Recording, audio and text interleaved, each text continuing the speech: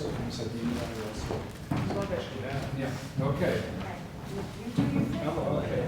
So welcome everybody to the Martin Segal Center here, and at Prelude. And this is one of the, I think, important sessions about the civic engagement and the big question: what to do in the days where we live now and the times we do live now. So we here at the Segals thought that perhaps it is time to go back to basics and rethink also what artists are doing and how to engage, and that perhaps as much as politicians, as we accuse them, have left people behind, workers, families, the everyday American, the real American, whatever that also is, and that perhaps it is also time to re-engage in a very basic, simple way. And we are a public university, and so we think there's a public theater. There's a big old tradition of engaging with the public in public spaces. And in Europe especially, there's a big tradition that public spaces, the streets and the parks belong to the people. You don't need permissions, you don't need a Red Bull sponsor or a chemical bank or Visa or MasterCard or something. People can do things on the streets, and also perhaps it's a bit lost, but there are movements. Friday for Future movement, there's a movement in Germany and France that people meet spontaneously on Thursday evenings in parks, bring their drink and food and talk to each other instead of mediated discussions through television and others. And I think, or we think the time right now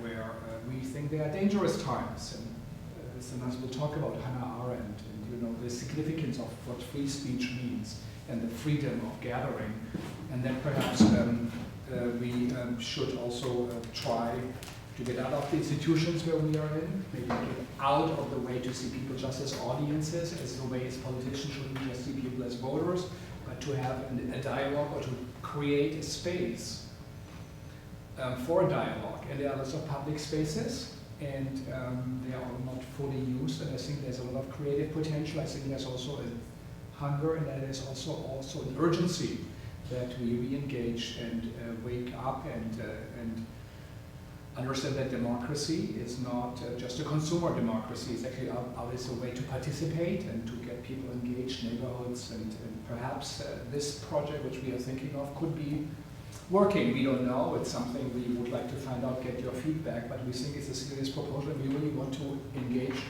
We really want to invest time, some of the resources.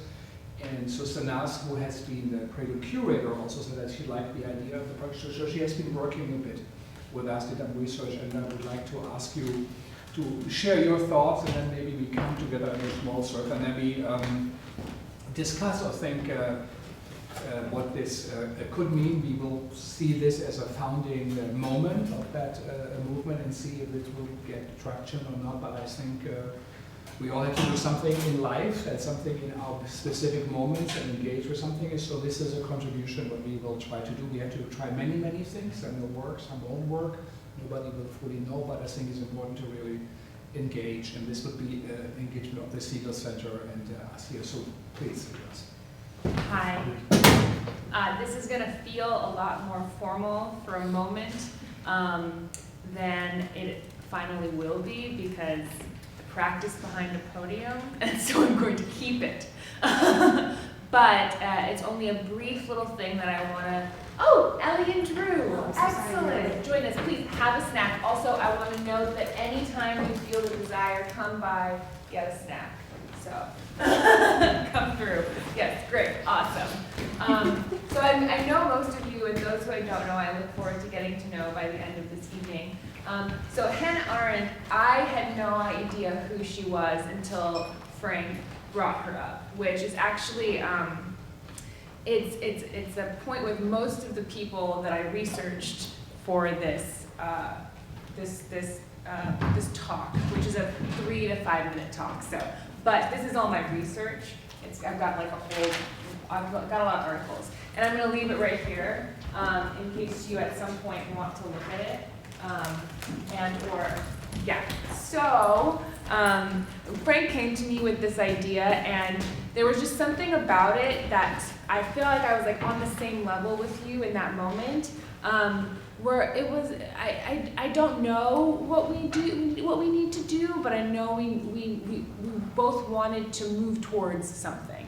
And so we started to just meet and work on it, I think is the first step towards a lot of, that's the way my artistic process definitely works, which is my essential thing that I do, is just get together and figure it out.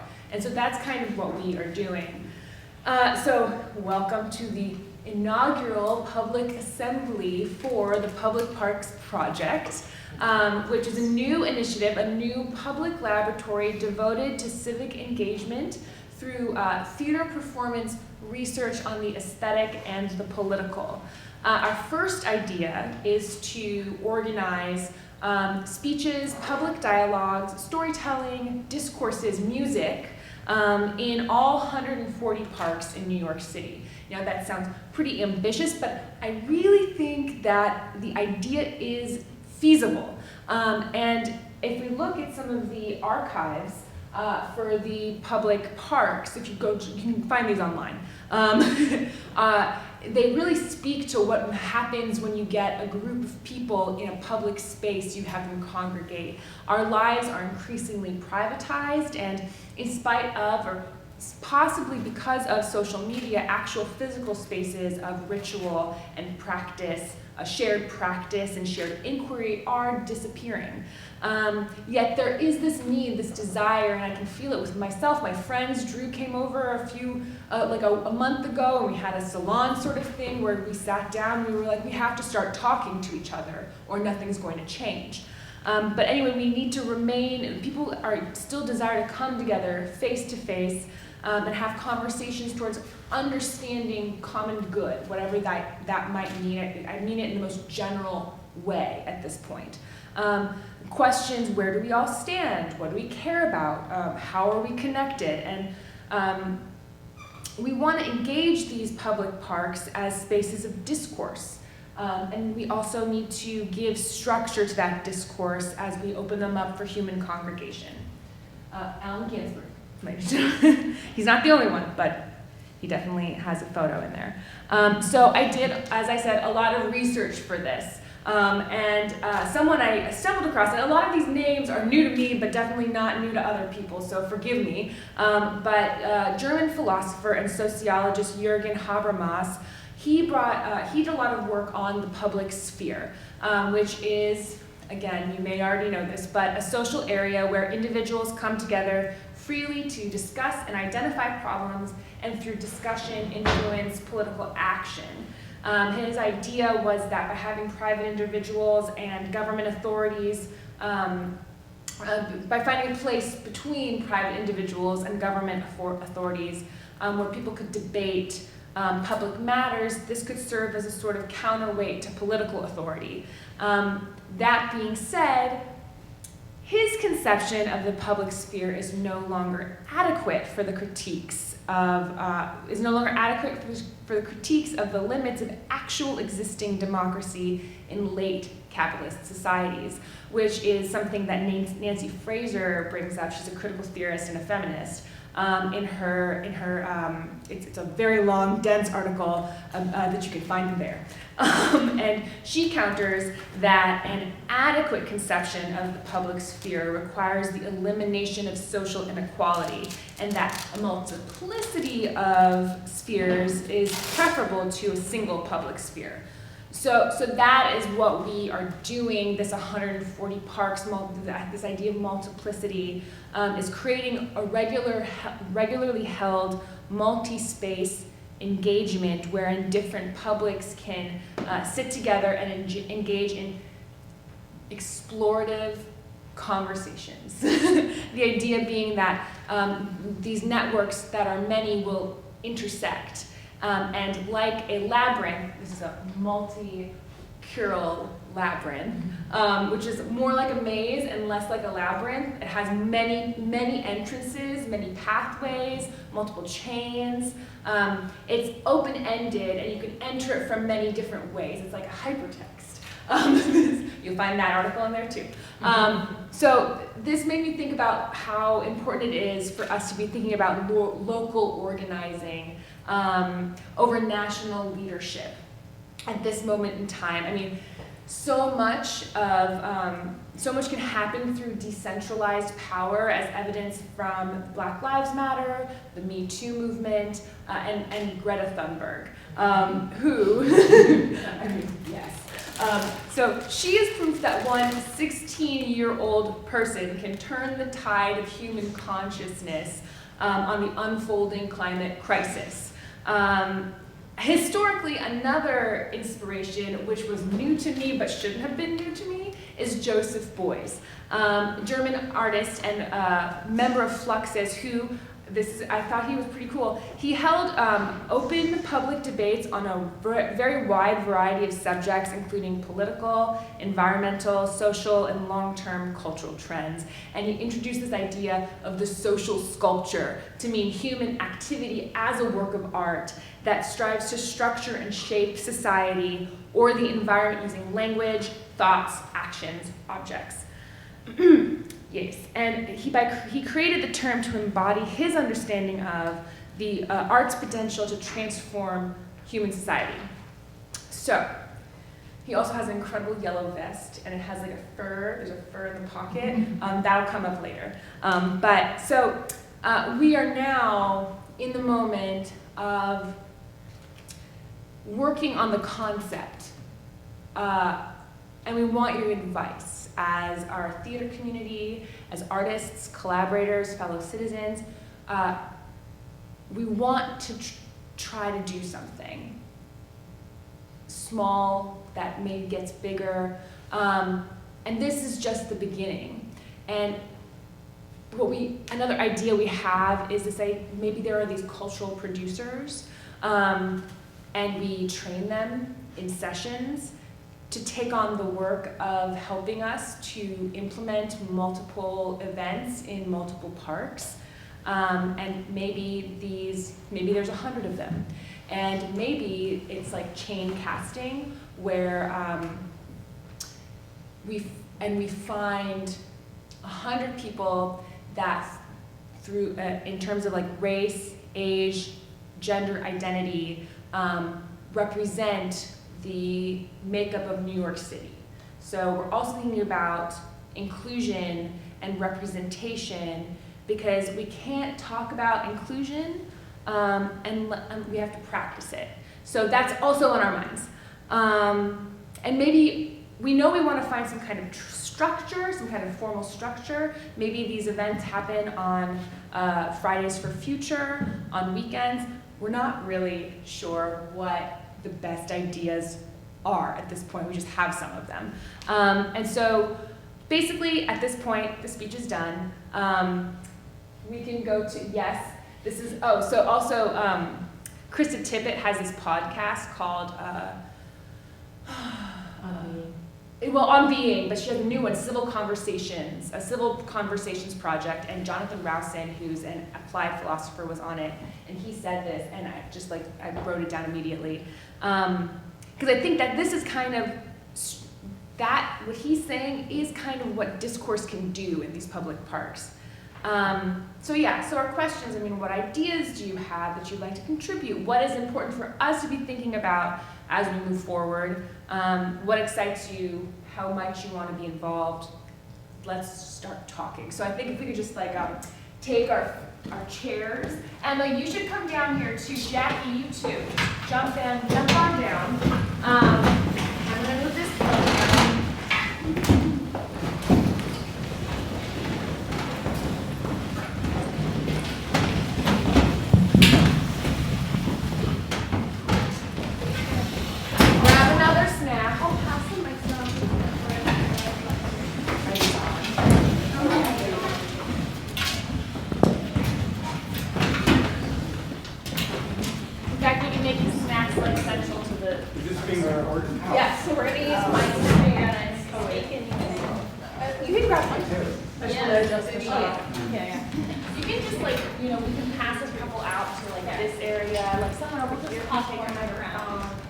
Yeah, you take a microphone, and then as you're next to somebody who has a microphone or needs a microphone, feel free to jump in.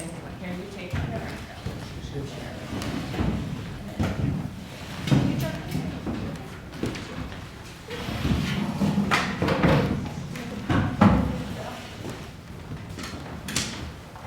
Hello. Hi, what were we talking about? Hello. I'll give you a little rundown. Yeah, sorry. Cool, cool. Oh, I love. Here. Yes. So great, great. Okay. So I guess the first question. And if someone eventually, if you don't want to talk in the microphone, I completely understand that. If you will, it would be wonderful, so that we can record it and I can write it out later. But I guess the first question is like, what intrigues you, or what do you find useful or compelling about this seed of an idea? Okay. I think it's next Saturday, is Art in Odd Places, which I was supposed to be part of. And what they're doing is going up and down 14th Street, which is performance art. I was going to go as the invisible man with a butterfly and a bunch of children behind me with clapping their wings, thinking that we were going to be butterflies, which is on the metaphor of a butterfly. Flapping its wings can change the direction of a storm and even create a storm. So it was with a bunch of children. But I'm just saying, so there are things happening. I grew up in New York, and Union Square is notorious for a place that is a social sculpture in the metaphor of Joseph Beuys. And that's something that happens with an audience and without an audience, but there is a history of people coming together in that one specific park, and that's why it got the name Union Square, is because the unions were started there. Emma Goldman used to speak there all the time. There's a whole series of things that I'm aware of that might be of interest to this, but we're not alone in that. But I like your idea. It just has to be more unique in some ways, and yet be something that engages people. Just a thought. Yeah, keep going. And also, critical feedback of all sorts is welcome. I have no ego. Hello. Yeah, well, the thing that popped into my mind as you were, as you introduced this, and thank you for it, is the fact that, I don't know, I guess my mind just jumped to, it could be anything. And when I think that there's so much work that is in public spaces that kind of, to me, sits under the umbrella of this is work in a public space. And so there seem to be a lot of characteristics that work can take on, which whatever that is and whatever that has been for the last, I'll just say 5 decades, just because I feel like that's where a lot of the work that I've engaged with was created, between New York City, where I've been for almost 16 years, and Washington, D.C., where I was born, is that it has needed to engage safely with the public. And so I guess what I'm trying to say is that my mind just kind of burst just now, because I'm like, it could be so many things. I guess I hear public space, work in public spaces, and my mind just goes to a certain color palette, it goes to a certain type of art. I also do performance art, and so, it is definitely a haven for performance artists and people that are working with spaces and people in the moment. But I guess what I'm most excited about is just upending that and figuring out how to create something that is new and that really seizes people and merits that second look. Maybe this is me being jaded, but I feel like it's very possible to walk by a public mural that has had every amount of heart and soul and meaning and intention behind it, but people just walk by it because it continues to look like everything else around it, because it looks like the most rebellious version of art that was happening in a world that we are no longer living in. So I'm thrilled about the idea of making things that command attention again and that really get people's attention, and that I guess we haven't seen before in that case. And if we could, when you guys start talking, just at the first round of this, if you could just give us your name so that we start to get to know each other, that would be very cool. I'm Ellie. Who are you? I'm Chiyoko. I'm Sanaz. So I'm Vitoire. What I'm wondering is when you say like art outside, is it like you say we're gonna do art outside, and so it's like an organized form of art that is just localized outside, or it's like more like an happening that you can then like kind of organize in an outsider way? Like for example, if you think of like the idea today like of the hashtag, so like on somewhere there is underrepresentation an hashtag that so people can rely that it's your movement kind of, but it's really of the form of the happening so that people they don't expect it. And I feel like so today, whether art is outside or inside, if we know that it's gonna happen, it's the same. Yeah.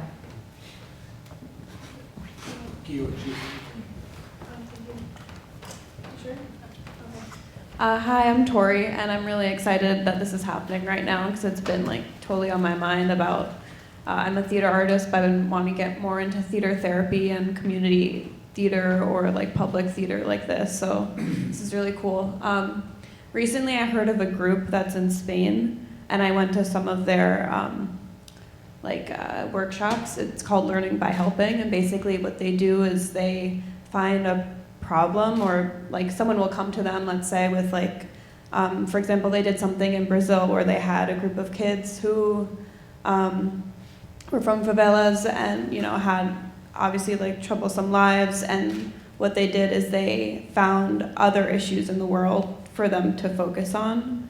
And so like, I don't know, they were probably like teenagers or something, so instead of like focusing on like home life things, they were like, oh wow, like we should learn how to be more sustainable or something, or recycle. So like, it's like changing your mind for another issue. This is just an example, but basically it's just what they do is like, they find an issue, and instead of telling someone to do something a certain way, it's like finding creative solutions to something.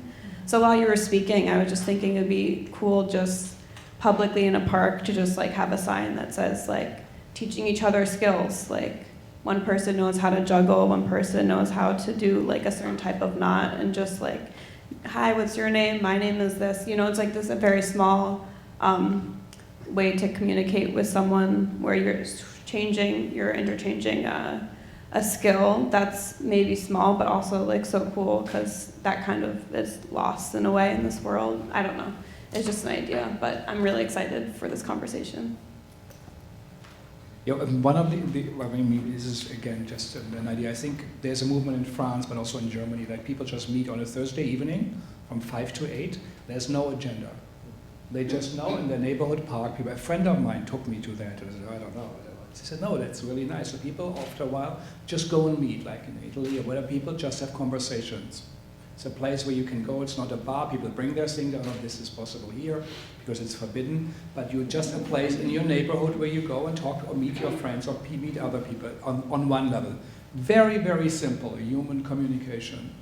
But then perhaps on weekends, so we say, you know, someone brings a chair and maybe someone plays a piece of music. Maybe there's a union leader who says, let me tell you what we are struggling with. Maybe there's someone in a hospital who says, let us tell you what we as nursing, whatever we are. There's someone from a school teacher, or someone does a reading of a poetry, to have very simple things, but it's somehow organized that there's a coordinator, a cultural producer, who, you know, gets some kind of a training where people send the emails to or not, and other things can also happen. But say, you know, when you go out there, something will be taking place by the people and for the people. There's no central power who says yes or no, but there is someone who says, okay, you can come here, you can come then, maybe this is a good time, and if not, you can also do it on your own. But to know that people meet each other person to person, look into their eyes and discuss. And most probably there will be other sides of our political opinion also do things, but then see who does it better, because I think we will win. We will have better arguments and we will include people and say it's not scary to imagine a different future. I think Edouard Glissant, who was here in this building, he always said all the fears that people have perhaps righteously about jobs and how to live and it's changing is a failure of imagination. We can imagine a different future, and that this just helps that people feel at home and connected, and is a very simple old idea of a Greek, community where people are in public spaces talking about perhaps philosophy. I know when if I would ask philosophy professors here or students or teachers, they could go out and discuss Plato at 10 o'clock in Brooklyn, if it doesn't rain, they will go. They would be thrilled. It doesn't exist. Handan, who is a colleague from me, who is a Turkish professor of theater who does playwrights, she said all her Turkish friends who are fired in schools because the government threw them out, they are teaching in parks at the moment. And so I think this is the idea, to do something so we are not, whatever the art is, not understand, we just create a forum for a civic engagement and to practice what is the most precious thing, which is free speech and an exchange of ideas.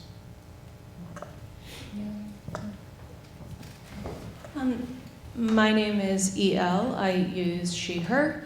So one of the things that I would be really curious about is like what is already happening in parks that your organization could either connect with and support, or like respond to or enhance or honor.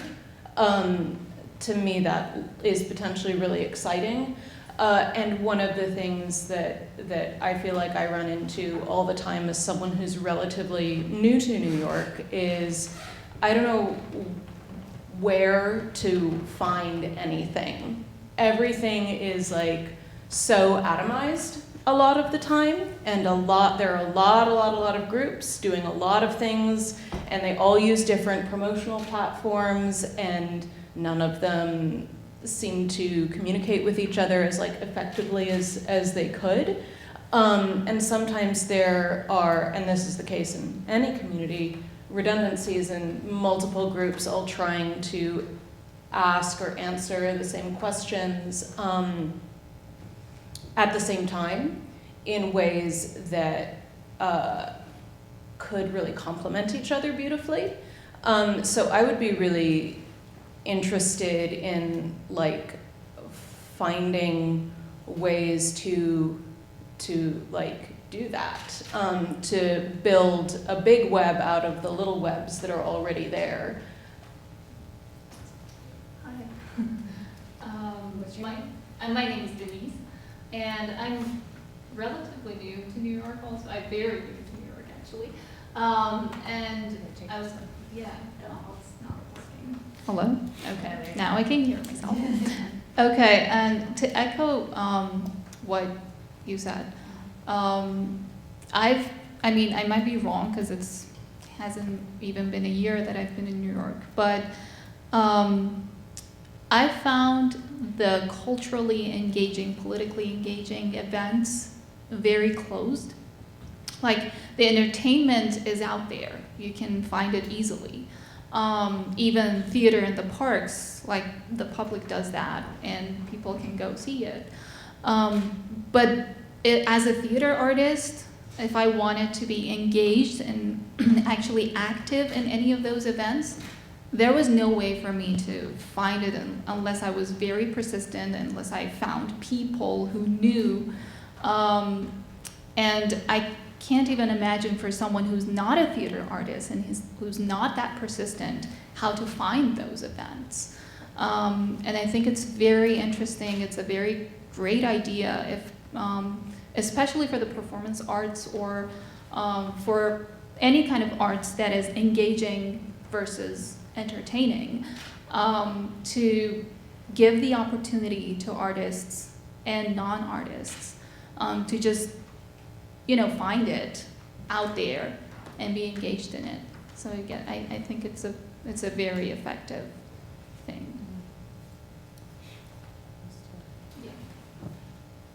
One idea is to create an app. That's what I was gonna say. When you say we try to say what can happen, you at any time, you just click on it, and then at 8 p.m., 6 p.m. is this, and you can swipe whether you like it or not.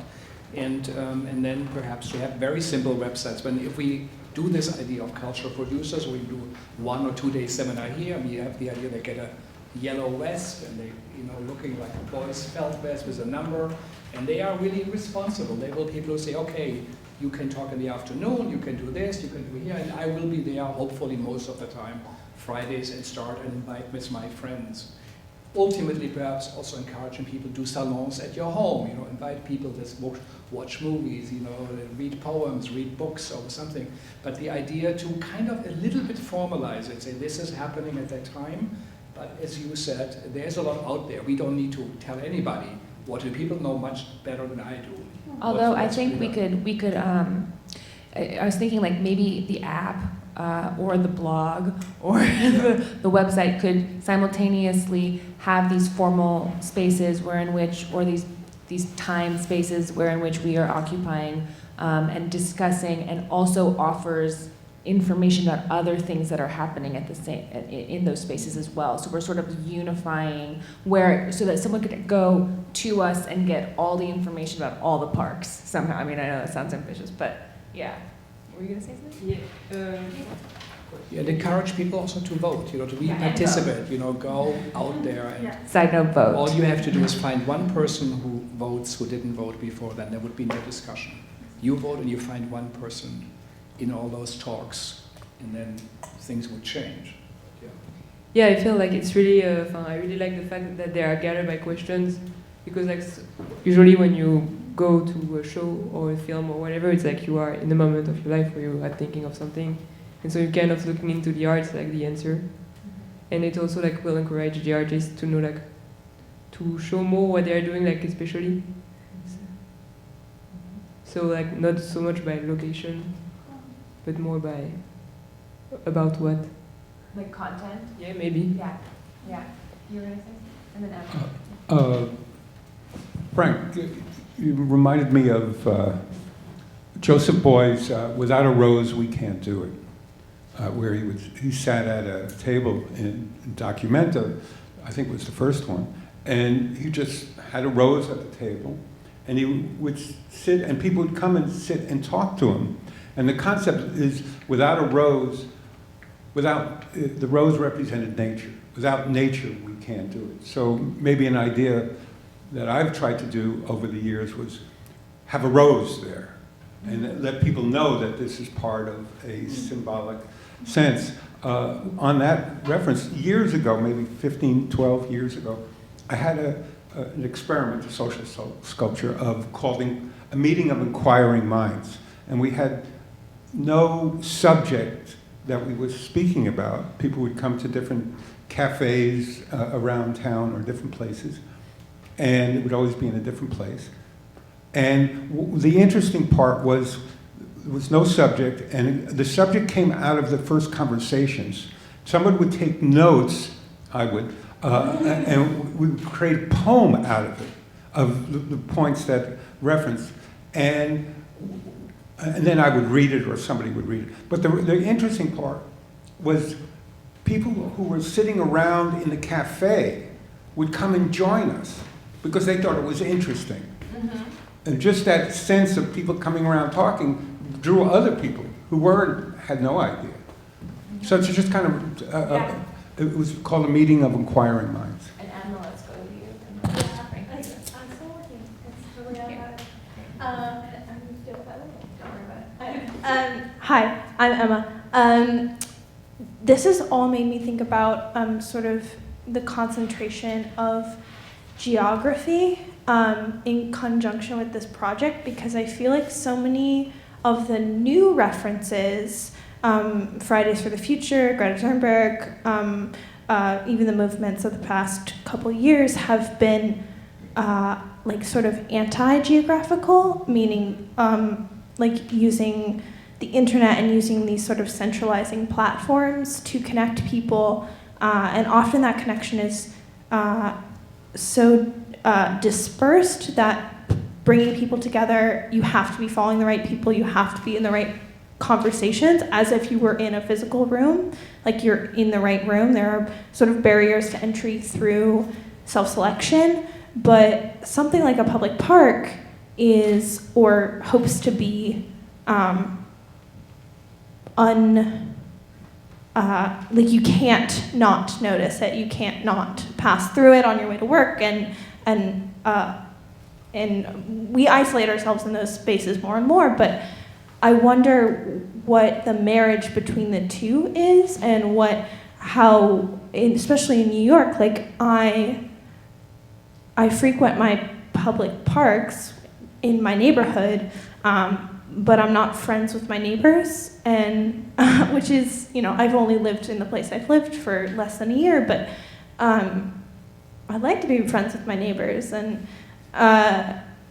that so many important conversations happen in parks. Like I think some of the deepest and most important conversations with my parents and my best friends have all happened in parks, but those are in closed communities. So how do we open that up, and how do we break through that sort of rushed social barrier and we create in those spaces? And the second thing I was thinking about was what you were saying about outsiders, and like outsiders versus insiders, which made me think of like the term outsider art, like how that is marketed in the art world, and how that is focused on people who aren't trained as artists, sort of propagating their art. And I just think that outsider art, like there's like just so many concentric circles there. Yeah. I have a response to your question about. Well, 1 second, let's grab her, and then you're next. I'm Ashley. I think the one thing that I would think would be important is about being consistent in the in the scheduling of the thing. And since it's becoming winter, I also would propose that there are public atria that can be used to have something that's the winter location for the jam. And it also seems like it may be a space where people could also know when to tune in regularly on like Facebook Live or whatever that streaming service would be. I've done performances that are created for those events where we go site specifically to a location, but let viewers know that they can tune in at this time. And that could mean that people in their own atria or parks could tune in at the same time, and you'd have a community of people in their public spaces. But it also seems like the idea of a curation. The great thing about making work in parks is that for $25 you get a permit, and then you can do you can have a group of people there, and there laws about. I'm sure you've gone over this already, but like laws about whether or not you can have amplified sound and non-amplified sound, all that type of stuff. But you can create. But there's a moment when during Occupy, when I brought pages down from Brecht's Lehrstück, and you handed them out to people, and so that became like a kind of text that could be used as performance work that was created specifically for that, but then had a theme. So there's the potential of making workshops of that type of work, so that theater is no longer it brings the activation of theater into a kind of into the public space, and that also means that it could be a workshop for writers for exactly that type of thing. Like, what is it to have somebody I've also done, this is not, I'm just like, my response has to do a lot with work that I've done in public spaces because it's cheap, and it's a great way to build up a resume, frankly, but also it's a really great test for audience. If you can have people, like neighborhood folk who come by and they are listening to a Greek tragedy, then you probably are doing an okay job with that work, So it's also a really great litmus for the work itself. But I think that it would be great if there was if in the schedule it was people gathering who are basically pitching ideas in a way, or talking to each other about ideas, but then we'd know every Saturday some sort of performance would occur, and you can tune in at this time, or you could come to this place, and they could be like all works in process type of things, or things where it's just checking out what is this statement that we're trying to activate in this space. But I think that having something really consistent is the thing, and then having staying power, that's the only way that you know that it's going on. But I think that having the Segal as a launch of the platform is very helpful, because there's a built-in audience there. So. I think that's a great idea. So if I were at one of those gatherings, I would say, in response to how do you start a conversation in the park? It might be like this. I should be back in school on the other side of the ocean. Yet you all come to us young people for hope. How dare you? You have stolen my dreams and my childhood with your empty words. And yet You can I'm play one of this the in the lucky park. ones. You can play this in the synagogue. You can People play are this on the suffering. street. People You are can do it in the dying. boombox. You've all heard it. Entire ecosystems are collapsing. We are in the beginning We of can't a talk mass anymore extinction. exactly the What same you can way talk after about is money and Greta fairy tales of confronts us. eternal economic growth. How dare you? For more than 30 years, the science has been crystal clear. How dare you continue to look away and come here saying So- that you're doing enough when the politics and solutions needed are still I tried to turn it off. You can't turn her off. So I was at band last week at the performance of Why. I went to see The Master, you know. And I sat there in the play, and the question of the play was, why theater? Which is what we're in some ways talking about. Theater for new audience, I think. Yeah. Peter Brook. Yeah. It's theater for new audience, yeah. Yes. Wonderful performers. The mic, yeah. Oh, sorry, wonderful performers. And the play begins by asking, you know, why theater at the very beginning of time? And then a personal critique, we got hung up on Russia and Mayakovsky, and I just didn't understand that. But 2 days before I saw the play, 4 million young people were on the street, and the play had nothing to do with that. Now, we can't write plays or do works that are always completely consistent with the moment. But what do we say in those places? And I have to say, I couldn't help myself. At the end of the play, the applause ended. I certainly waited for the applause to end. I stood up, and in my least aggressive self, I said, 4 million people, 4 million children and their supporters were on the street last week, reminding us of what we face. Why theater? Why theater? There were some, you know, different responses. I think one of the things to think about in these meetings you've called for, which I think are fabulous, is to say, how do we intervene in the culture, not just at the level of the street? How do we intervene with our peers? How do we intervene with the grand art? How do we go to ballet? How do we confront people and say, it's no longer time, nothing can be the same. The medical profession is not the same, architecture is not the same, nor is the theater. So I'm experimenting with that. I would bring it to I think the idea of these meetings is wonderful to come, and I'm turning this into that, if you like. And I would love to hear what. Yeah, so the idea is maybe here's a park or place in your neighborhood, and you lead a discussion. You are there in the time. I mean, we have till 8 o'clock, right? And then We have till 7:55. 7:55. But the big idea for us is, and we would take it serious, but do you guys think this makes sense? Should we engage in that? It's a big undertaking for us. So that's also you have your experience. You know, do you feel this is something to explore? So it's a very serious question on our side. Or do you guys say, no, I don't know, that's enough stuff is already out there. So for us, it's something what we thought we would like to hear from our audience, people who do come at Prelude. Drew. Yes. That was the first thing I was going to say as I've been listening to all of this, is no matter what challenges you will inevitably face, no matter how intellectualizing we can get about what it means and picking apart, or when it comes down to people's schedules or how much it costs or how far away it is, do it anyway. That's my number one advice. And even if it's only once a month at Columbus Circle Central Park, or if it's every night in a different park in the distant reaches of every borough, you know? No matter where you end up with this or start with this, just do it. That's my number one come. I'm going to have Ellie, you're going to wrap us up, and then I'm going to wrap us one more time, and then everyone should go to the public, the Foundry's 25 years book launch. It's their final thing. It's their closing thing, and I have better words for that than I'm going to say when I introduce it in 5 minutes. And maybe leave your email. We're going to Yes, another session, so Sarah, we can could continue you- this. This is just the Hand beginning. around a piece of paper with and anyone who would be willing to give their emails, and I'll invite you to the next one of these. But Ellie, please. I definitely think that this is potent and necessary and needs to happen. And I think that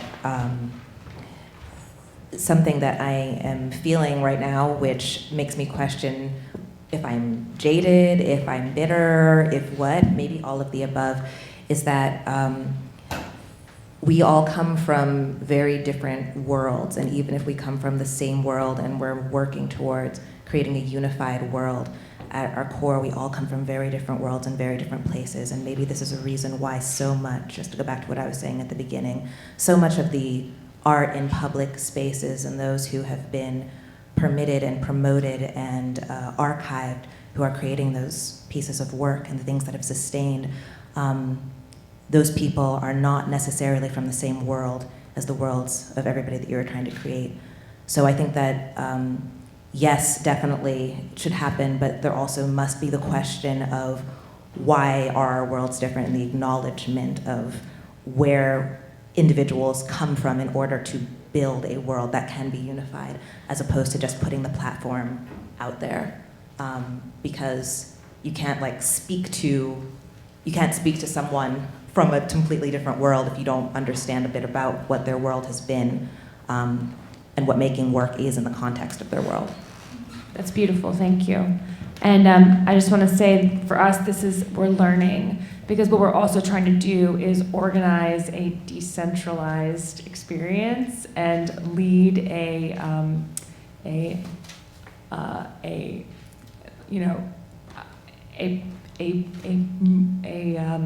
initiative without being in charge. Does that make sense? And so a lot of the wanting to sort of delegate out or expand out the agency is very much in order for it to not be just what we think it should be, which is why I think the next step is to have another meeting like this, and I look forward to seeing, I hope, many of you there. And I think everything that we experienced tonight is just the smallest beginning of what I am excited to continue on. Thank you. Thank you so much.